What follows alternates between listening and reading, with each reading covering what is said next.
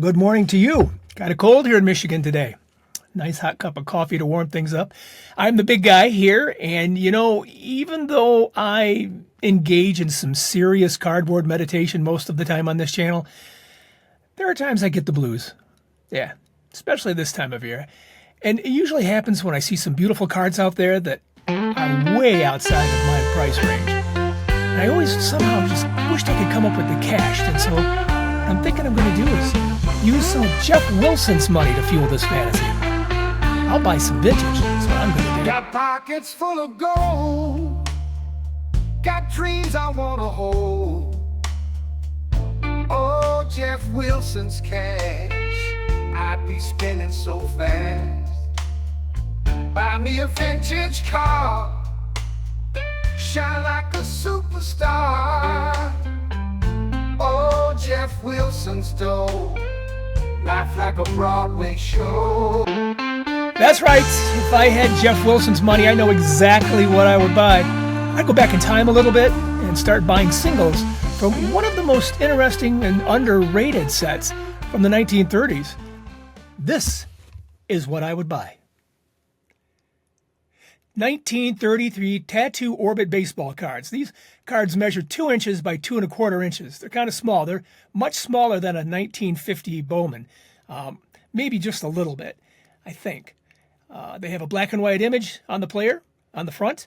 And as you can see, the face and the hands kind of been retouched to give that card and their face a little more warmth. And, they have more of an Art Deco feel to them with the limited color palette. Red, yellow, black backgrounds, and it's like stadiums and fields. The players really kind of pop out. We'll show you more in just a moment so you can really see that. I'm going to show you the back real quick. These were issued in packages of 1-cent tattoo chewing gum. That was a product of the Orbit Chewing Gum Company based in Chicago. They're officially designated as R305s. And the strange thing is, there's no markings on here. As you can see, there's nothing on here that says Orbit Gum, Tattoo Orbit. I don't even, Wrigley's. I think Wrigley's became, the main company out of Chicago with the gum company that may have produced these, I think. And that's not on here anywhere. So if you didn't know what to look for, you wouldn't be able to determine what this is. So, even though it was produced at the same time of the 33 Goudeys, Babe Ruth and Lou Gehrig, they're not in this set. And actually, there are several teams not represented in the set. The Yankees, obviously, Giants, Senators, and the Tigers have no cards in here. And that makes it a little more affordable if you think about it. If you didn't have to save up your money to buy your Gehrig and your Ruth, it puts this set a little more in an affordable range, comparatively speaking.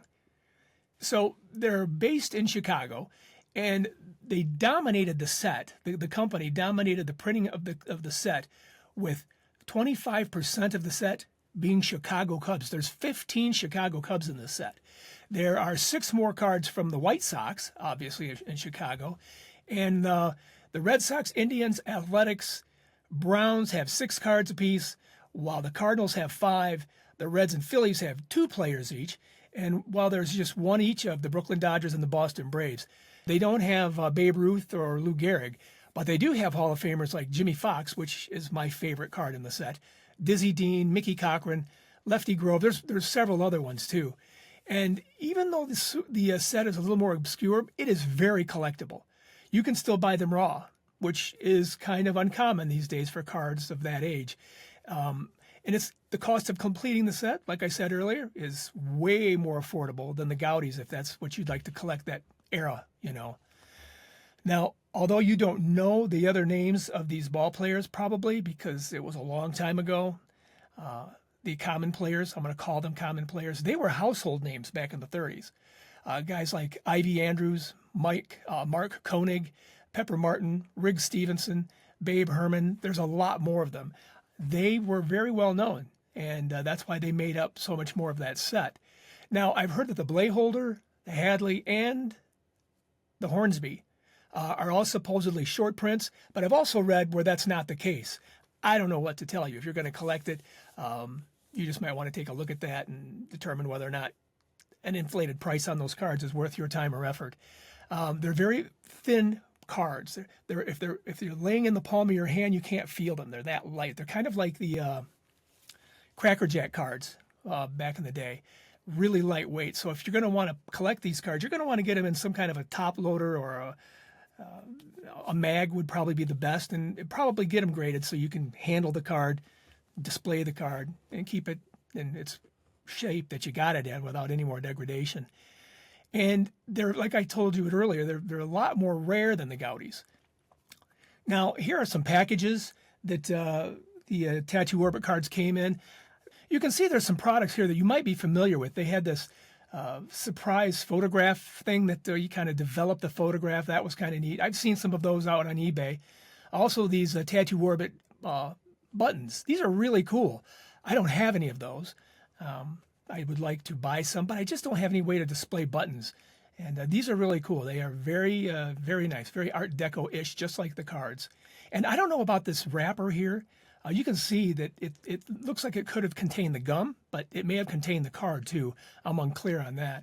And you can see here where the packet is kind of creased. That's where it folded together. So that's how they actually packaged their cards. They weren't ripping wax back then. They had a little cardboard that they could shut and open and get their card and gum out of that. So keep in mind, there's a reprint set made by Dover Publications, and Dover Publications made those cards that they're perforated and you tear them out of a book. So sometimes you'll see that perforation edge on the reprints, but if you don't, right on the back, down at the bottom here, it'll say reprint. So just don't be fooled. There's a lot of unscrupulous people out there that would like to pass these off because they can make money on a card that might have cost them $1 and, make $160, $100, $200, $300, whatever. So just be aware of that if you're going to collect it.